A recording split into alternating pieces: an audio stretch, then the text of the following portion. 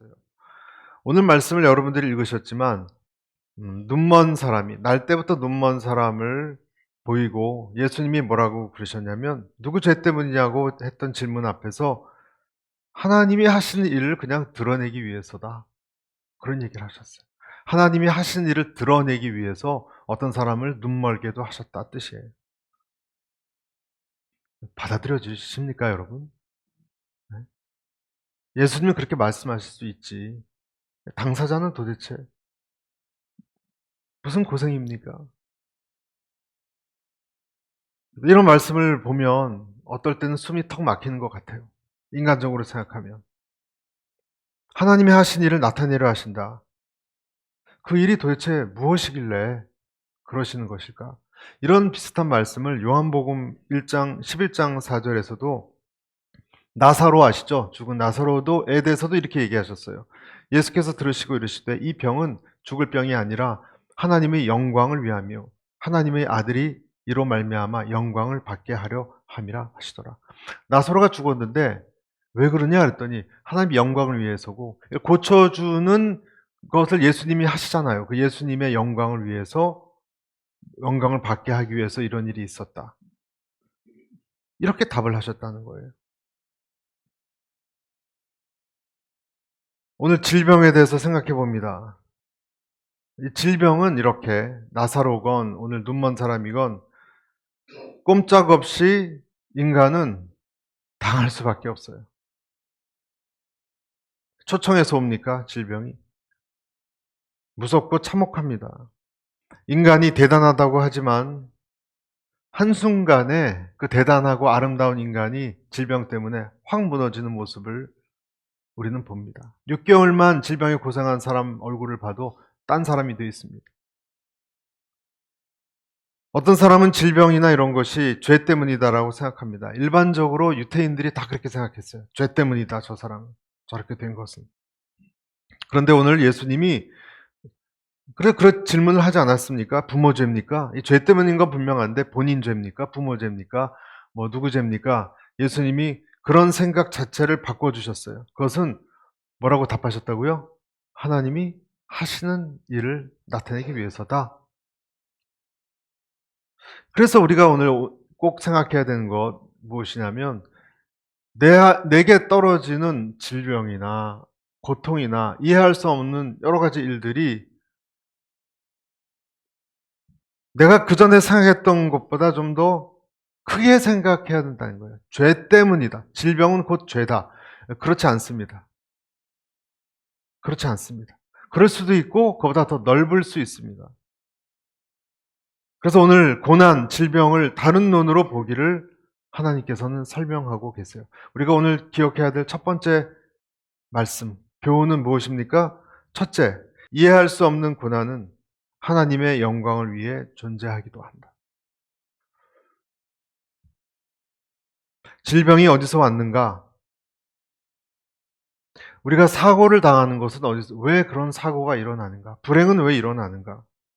여러분, 이 수수께끼를 누가 설명해 줄 수 있습니까? 이 세상에? 얼마나 많은 사람들이 똑같은 질문을 합니까? 왜 이런 일이 일어나느냐? 왜 내 인생에 이런 고비를 주시느냐? 바울이 쇠사슬에 묶여서 감옥에 갇혀 있을 때가 있었습니다. 사람들은 그 바울과 신라의 믿음을 칭찬하지만, 그렇죠? 우리도 그 성경 말씀 보면 칭찬하잖아요. 그렇지만 그 감옥에 정말 있었을 때 바울의 진짜 마음이 어땠을까요? 바울은 물론 그는 찬양하기도 했어요. 모세도 마찬가지예요. 모세도 마지막에 들어가지 못했습니다. 가나안 땅에. 하나님의 명령이니까 못 들어갔죠. 너는 너무 과오가 많기 때문에 가나안 땅 못 들어간다 하고 느보산에서 그냥 마쳤어요. 모세는 갈등이 없었을까? 성경에는 좋은 얘기만 쓴 건 아닌가? 이런 생각 할 수 있지 않습니까? 모세는 정말 아멘 하고 그냥 여기서 죽겠습니다. 그랬을까? 갈등이 없었을까? 속으로? 세례 요한이란 사람도 마찬가지입니다. 세례 요한이 예수님에 대해서 그렇게 오시기 전에 홍보하고 광고하고 예비를 했던 위대한 사람이지만 그가 감옥에 갇혔을 때가 있었어요. 마태복음 11장 2절에서 5절 이렇게 되어 있어요. 요한이 옥에서 그리스도께서 하신 일을 듣고 제자들을 보내어 같이 읽어보죠.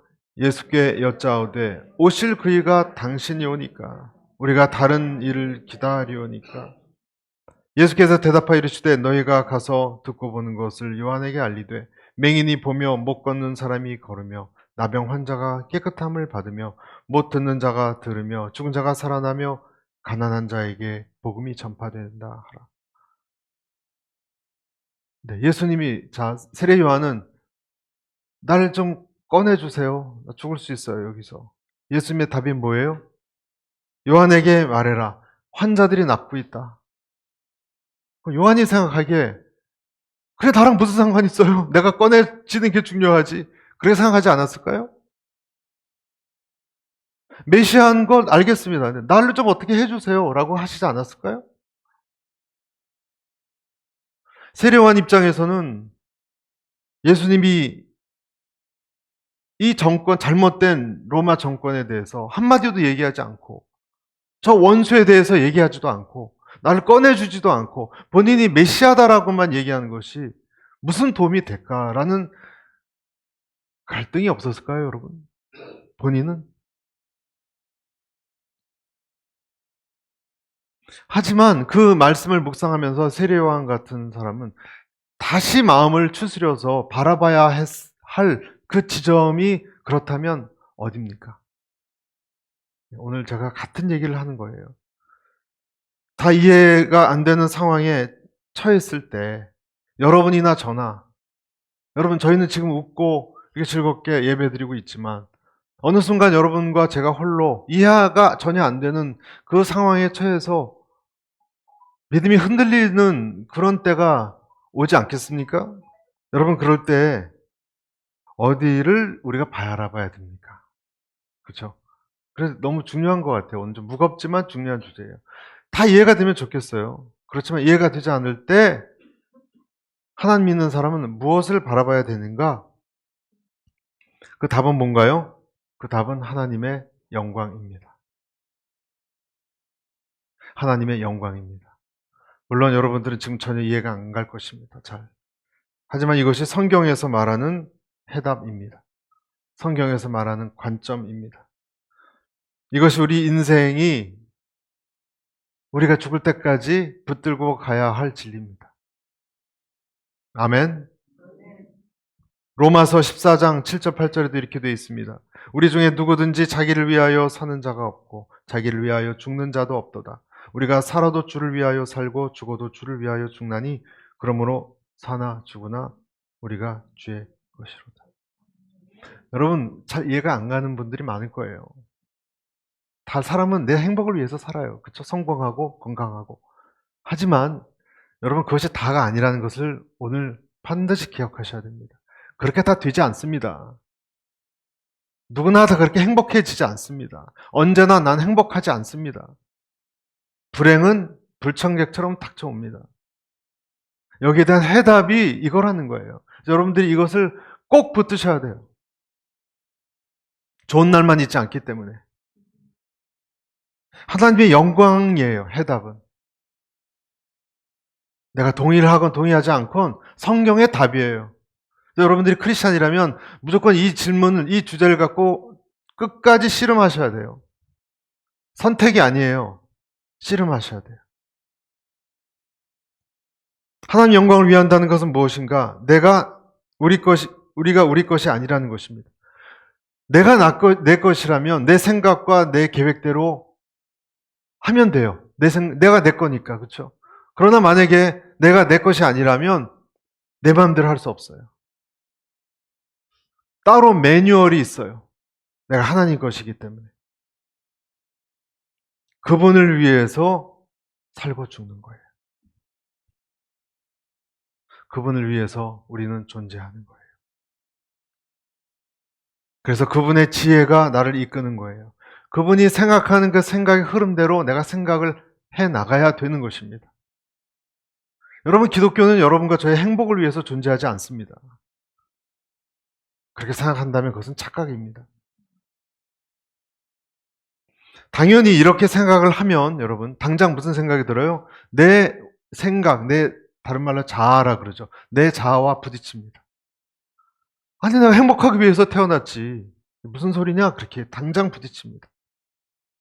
요즘 시대는 특히 모든 것이 내 계획, 젊은이들하고 얘기해보면 미국 사람들은 전부 my dream이에요. my dream을 쫓는다. 무슨 스티브 잡스도 그 얘기하고 다 follow your dream 그러고.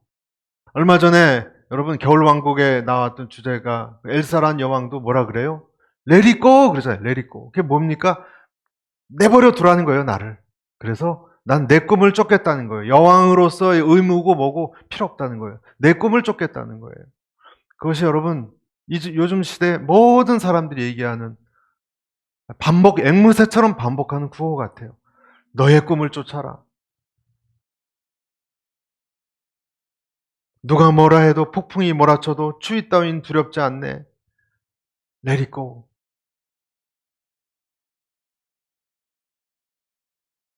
여왕의 의무 그런 거는 다 집어치우고 내 꿈을 찾아가야 된다.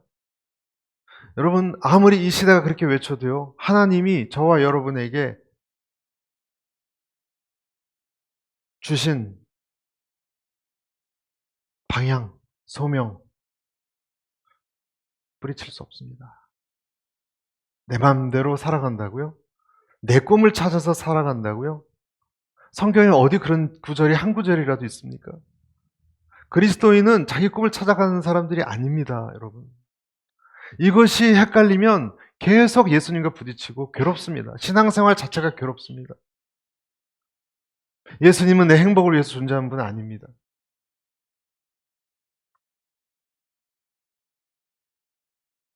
진리의 길을 가게 하시는 분이십니다. 할렐루야.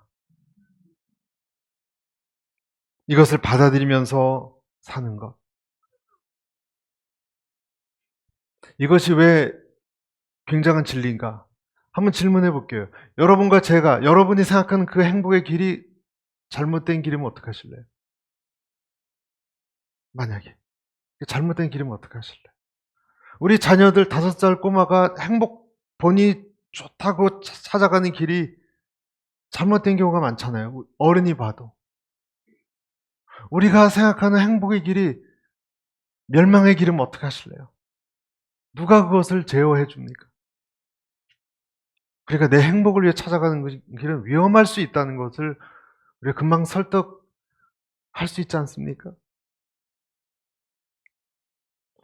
하나님은 내가 아무리 어려운 환경에 오건 하나님은 하나님의 뜻, 하나님의 계획, 나를 향한 최선의 길로 나를 인도하시는 것, 여러분 그것을 변하지 않아요. 그리고 그것을 믿게 되시기를 축복합니다. 그것이 진리입니다. 그리고 그 하나님의 뜻에 맞춰서 난 잘 이해가 안 가도 그렇게 해주시겠거니 하나님이 나를 통해서 하나님의 영광이 드러나는 길이에요. 그것이 나에게도 최선이요 하나님에게도 최선이에요. 그것이 하나님의 영광을 위해서 내가 받아들이고 살아가는 길입니다.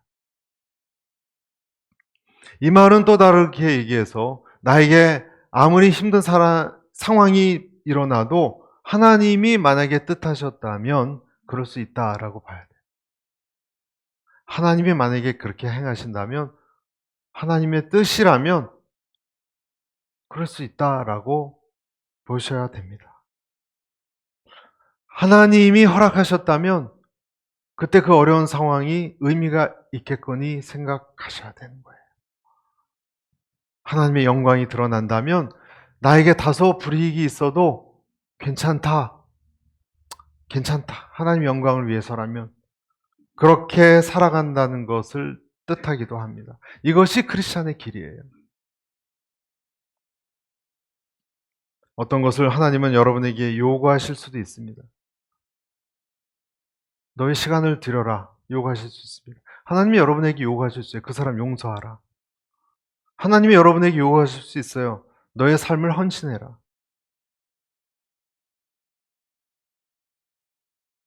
우리가 하나님의 영광을 위해서 존재한다는 것, 전 여러분들에게 오늘 그래서 이 중대한 도전을 드리고 싶고, 여러분 좀 갈등했으면 좋겠어요. 여러분 이 사실을 받아들이십니까? 내가 하나님의 영광을 위해서 존재한다는 것을 받아들이십니까? 만약에 받아들이신다면, 여러분 아멘입니까? 그렇다면 저와 여러분의 삶의 목적은 분명해집니다. 우리는 헷갈리지 않습니다. 그다음부터 우리는 헤매지 않습니다. 내가 왜 사는지 허무해지지도 않습니다. 여러분의 사명이 무엇인지 분명해집니다. 추가적으로 말씀하신 것이 4절, 5절입니다. 4절, 5절을 한번 보겠습니다. 우리는 낮 동안에 나를 보내신 분의 일을 해야 한다. 밤이 오면 그때에는 아무도 일할 수 없다. 5절 읽겠습니다. 시작. 내가 세상에 있는 동안 나는 세상의 빛이다. 소경이 왜 이 사람이 소경이 됐죠? 라고 묻는 사람들 앞에서 하나님께서는, 예수님은 그렇게 얘기하신 거예요. 다 주님의 영광을 드러내는 일이고, 그리고 우리가 어떻게 빛으로 살아가야 하는지를 좀 딴 얘기를 하시는 거예요. 그리고 그 시간이 얼마 남지 않았다라고 얘기하시는 거예요. 강조의 포인트가 달라요. 예수님이 지금 강조하는 것하고 우리가 강조하는 것하고의 포인트가 좀 달라요. 예수님이 말씀하시는 것은 너희는 어떤 조건이건 소경이건 아니건 하나님의 빛으로 살아가야 되고 그 시간이 얼마 안 남았다. 이렇게 얘기하시는 거예요. 근데 우리는 뭐예요? 왜 이렇게 됐습니까?를 얘기하는 거예요. 자꾸 왜? 왜 이 사람이 이렇게 소경이 됐습니까? 달라요. 주님은 우리에게 빛에 대해서 얘기하시는데 우리는 자꾸 어두운 쪽을, 어두움에 대한 이야기, 끔찍한 두려움, 이런 데에 대해서 관심이 있고 낙심합니다.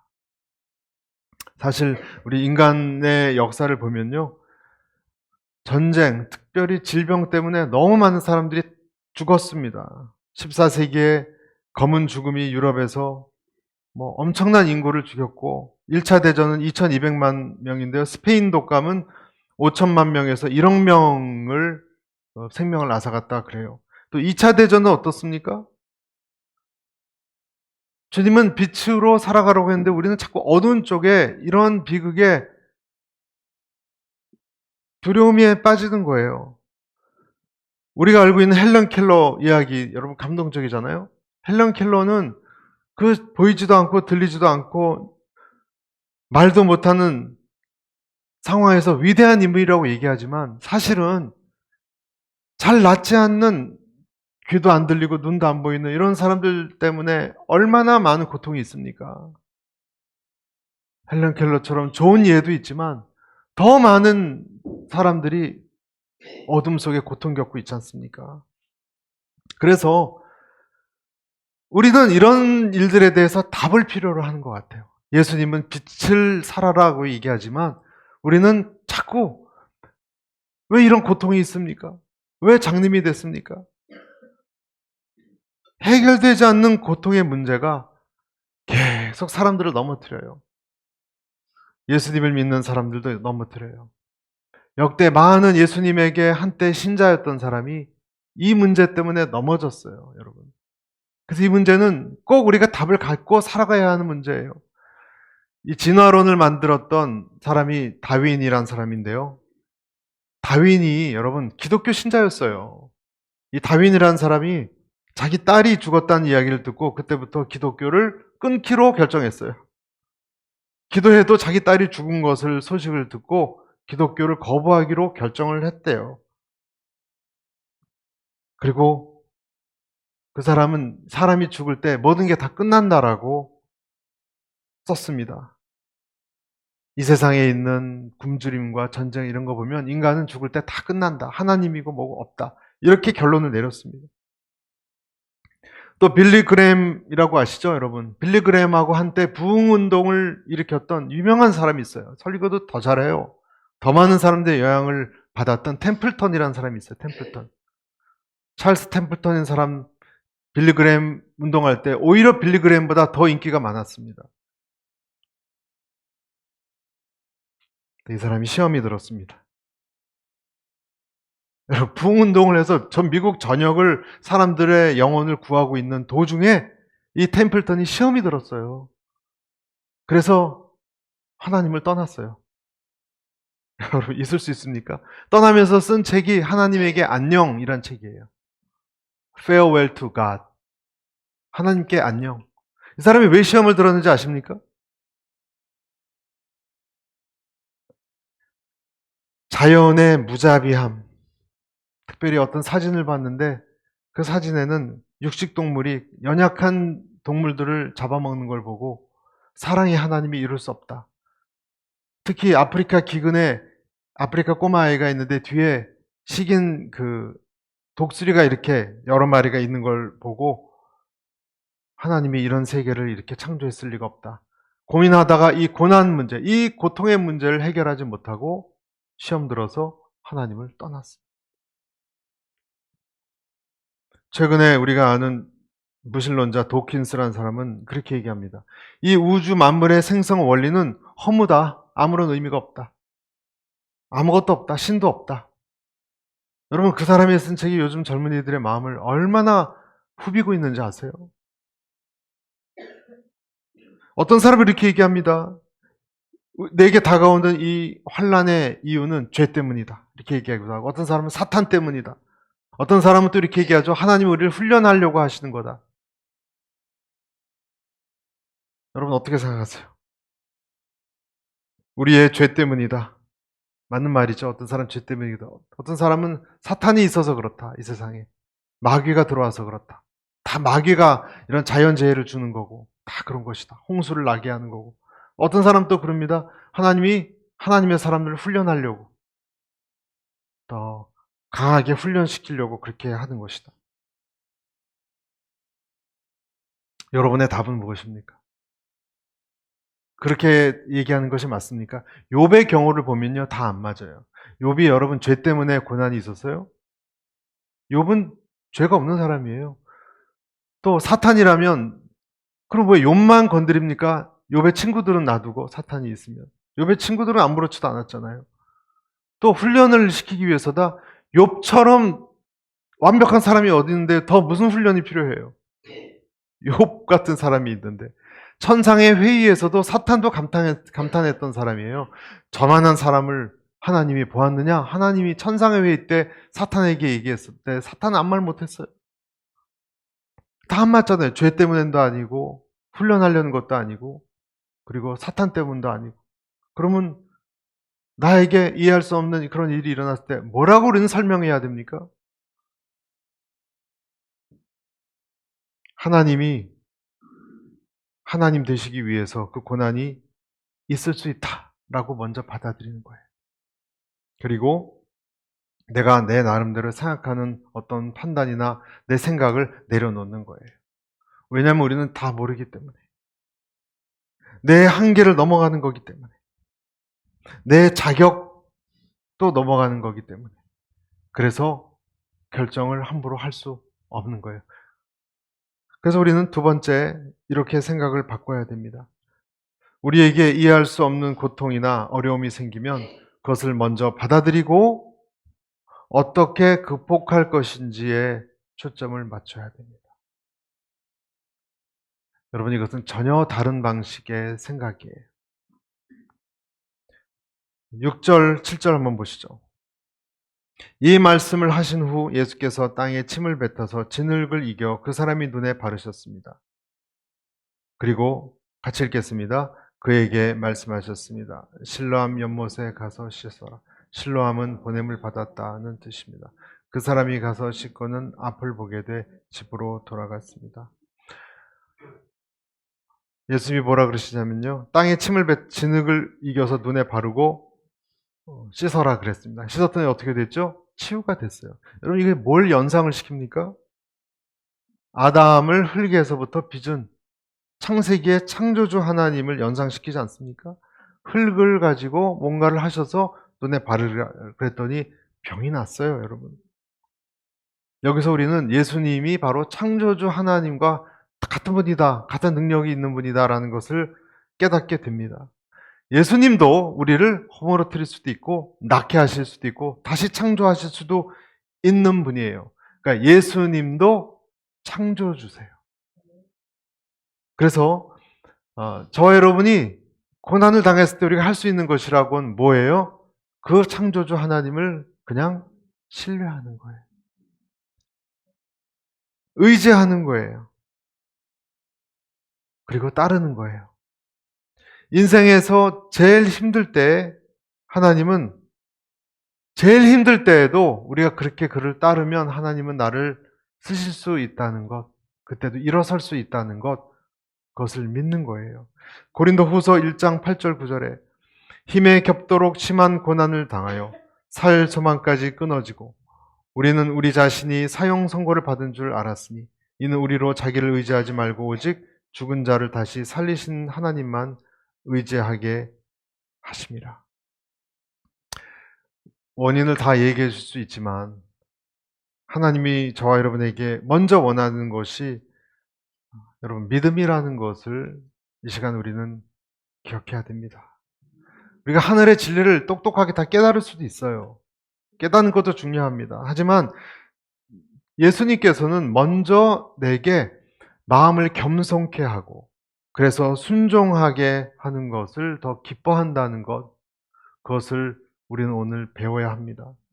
도마가 예수님이 십자가 못 박힌 다음에 손가락을 내가 넣어봐야 믿는다고 하지 않았습니까? 넣어보고 나서 뭐라 그랬어요? 나의 주시오 나의 그리스도시니이다 고백을 했습니다.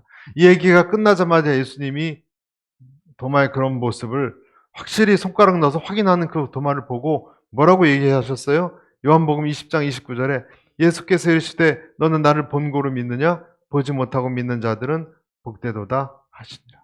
무슨 말씀하시는 겁니까? 겸손을 얘기하시는 거예요. 겸손을 얘기하시고 신뢰를 얘기하시는 거예요. 내가 고난을 닥쳤을 때 질문하는 것도 중요합니다, 여러분. 당연히. 그러나 예수님은 겸손과 신뢰를 말씀하고 계시는 거예요. 그래서 전 여러분에게 말씀드리는 거예요. 이 세상 살아갈 때 겸손과 신뢰가 아니면 이 세상을 살아갈 도리가 없습니다. 또 말씀드립니다. 이 세상에 내가 감당할 수 없는 일이 일어났을 때 겸손과 신뢰가 아니면 감당할 도리가 없습니다. 어려운 일이 있었을 때 여러분 우리는 사람에게도 그렇게 얘기하지 않습니까? 겸손과 신뢰를 요구하지 않습니까? 좀 기다려봐. 좀 기다려봐. 주님께서 우리에게 그런 걸 요구하시지 않습니까? 내가 이해가 안 가서 울고불고 할 때 여러분 하나님께서 우리에게 말씀하시는 거예요. 좀 기다려봐. 좀 신뢰해봐. 네가 생각하는 것이 다가 아니야. 뭘 얘기하시는 거예요? 겸손해라. 겸손해라. 그렇게 울고불고 할 게 아니다. 그리고 나를 신뢰해라. 여러분 내가 주님을 겸손히 신뢰하고 의지하는 것 외에 감당할 수 있나요? 다른 방법이? 다른 방법이 없어요. 그래서 하나님은 우리가 그분을 받아들이고 하신 일을 그리고 신뢰하기를 기다려봐 하시는 주님의 음성을 들으라고 말씀하시는 거예요. 요한복음 8장 47절에도 하나님에게 속한 자는 하나님의 말씀을 듣나니 너희가 듣지 아니함은 하나님께 속하지 아니하였음이로다. 모든 것을 그래서 내가 내 욕심의 어떤 내 생각의 관점에서 보느냐 아니면 하나님이 내게 주시는 말씀에 잘 이해가 안 가도 순종하고 그 말씀 안에서 하나님의 영광을 위해서 내가 생각을 다시 바꿔 먹어야지 하느냐, 요 두 생각의 차이예요. 여러분 이것이 염소와 양의 관점의 차이예요. 내가 내 생각대로 판단하고 생각을 하느냐, 그게 한쪽이 있고요. 또 한쪽은 이게 하나님이 좋은 뜻으로 내게 당신의 영광을 위하여 또 나에게 최선을 위하여 하시는 일이겠거니 하고 겸손히 순종하며 따르는 것이 염소와 양의 관점의 차이라니까요. 이것이 극명하게 갈리는 차이라니까요. 주님을 주로 받아들이는 사람은 내가 중심이 아니기 때문에 주님의 뜻을 받아들입니다. 그리고 받아들이기 때문에 자유함이 있습니다. 내가 중심이 되어서 이해가 돼야 된다. 내게 이해가 돼야 된다. 그렇게 생각하는 사람이 있다면 우리는 질문할 수 있어요. 그런 사람은 어떤 사람인가? 여러분, 우리가 신입니까? 과연 내가 누구길래 모든 것이 내게 들어와서 이해가 돼야 된다고 얘기하는 것이겠습니까? 나보다 더 훌륭한 어떤 분이 그 일을 계획할 수도 있다고 생각할 수 있지 않습니까? 어떤 사람은 이 세상에 일어나는 몇 가지 일을 가지고 자기 생각이 딱 굳어진 사람이 있어요. 몇 가지를 바탕으로 판단합니다. 내가 살아보니까 여자들은 사치하는 것밖에 몰라.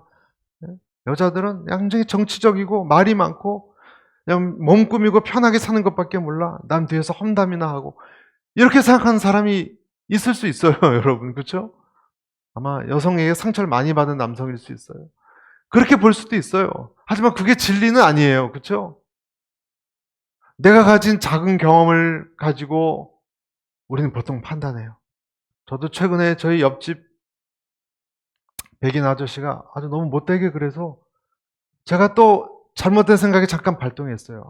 백인들은 겉으로는 저러지만 속으로는 아주 이중적이야. 역시 식민지를 많이 가졌던 족속이라 저렇게 이중적인가? 막 이런 생각이 나는데 여러분 그게 맞는 생각인가요? 그렇지 않은 백인이 더 많아요. 한국 사람은 어떤데요? 내가 가지고 있는 작은 짧은 생각을 가지고 전체를 판단하는 것이 우리들의 모습 아니겠습니까? 여러분 우리가 누군데 하나님의 하신 일을 어떻게 다 판단합니까? 하루에 내게 떨어진 머리카락이 몇 개인지, 나는 머리카락이 몇 개인지, 지구의 가운데 있는 열의 온도가 몇 천도인지, 몇만 도인지 우리가 어떻게 알고, 가스와 압력이 어떻게 움직이는지, 전 세계 우주의 태양이 몇 개인지, 별이 몇 개인지 우리는 모르지 않습니까?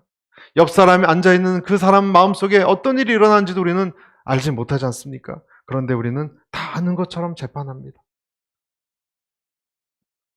전도서 11장 5절에 바람의 길이 어떠함과 아이벤자의 태에서 뼈가 어떻게 자라는지 내가 알지 못함같이 만사를 성취하시는 하나님의 일을 내가 알지 못하느니라. 우리가 아는 것은 한 가지가 있다면 여러분 내가 알지 못해도 하나님은 다 알아서 하신다는 거예요. 여러분 내가 알지 못해도 성경에 나와 있는 하나님은 알아서 하신다는 거예요. 예레미야서 29장 11절 너희를 향한 나의 생각은 내가 아나니 재앙이 아니요 곧 평안이요 너희 장래에 소망을 주려는 생각이라. 너희를 향한 생각은 너희는 모른다. 하나님 말씀하시는 거예요. 하나님이 하신다는 거예요. 그래서 내가 할 일은 내가 알아서 하는 것이고 내가 손이 닿지 못하는 것은 엄연히 하나님이 알아서 하실 거라고 맡겨드리는 거예요. 이것이 명철한 자의 모습입니다. 이 사람을 우리는 하나님을 의지하는 사람이라고 말할 수 있습니다. 그런 사람이 되면 우리에게 하나님이 주신 이상한 평안이 옵니다. 바울과 신라도 감옥에 갇혀 있었지만 이해가 안 가죠. 하나님의 복음을 전했는데 왜 감옥에 갇힙니까? 복을 주셔야지. 그렇지만 바울과 신라는 이해가 안 가는 부분에 대해서 하나님께 그냥 맡겨드렸어요. 그러니까 평안이 왔어요. 평안이 온 이후에 아마 그는 찬송했을 것입니다.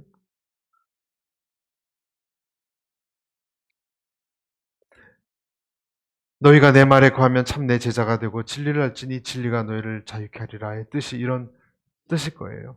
하지만 여러분 마지막으로 이런 것을 내려놓는다고 해서 우리가 하나님의 이해가 안 가는 것을 극복하고 하나님만 의지하며 사는 것은 초능력이 필요해요. 내 힘으로 될 수 없어요. 그러나 성경에는 그런 사람들이 너무 많이 나와요. 아브라함의 믿음을 보십시오. 25년 동안. 요셉의 삶은 어땠습니까? 히브리서에 나오는 그 많은 믿음의 선진들은 어땠습니까? 이 사람들은 그 인생에 하나님이라는 분이 빠지면 모든 것이 부당하고 억울하고 힘들고 이해할 수 없는 모순, 실패 이런 것으로 얼룩졌던 사람이에요. 그렇지만 하나님이라는 분이 포함되면 그 사람이 아브라함이 됐건 이삭이 됐건 요즘 여러분 이삭을 보십시오. 우물만 파면 뺏기고 말이죠.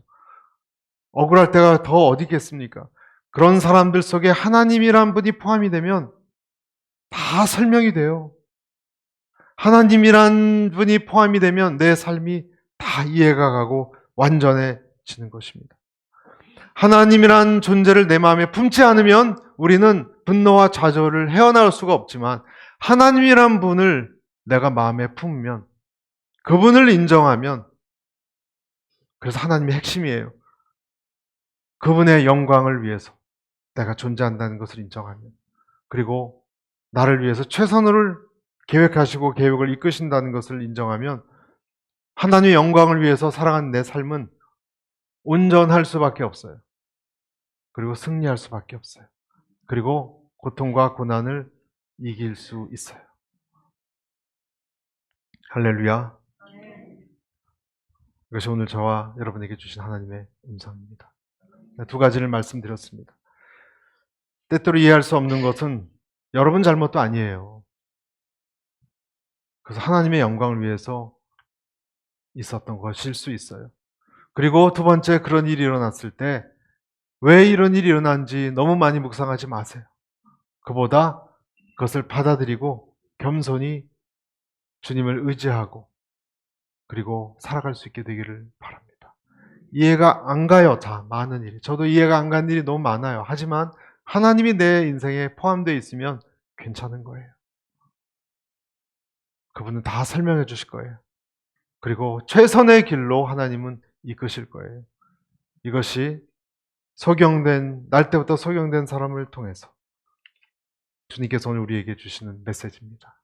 이 음성을 듣고 살아가시 승리하는 여러분과 제가 되기를 축복합니다.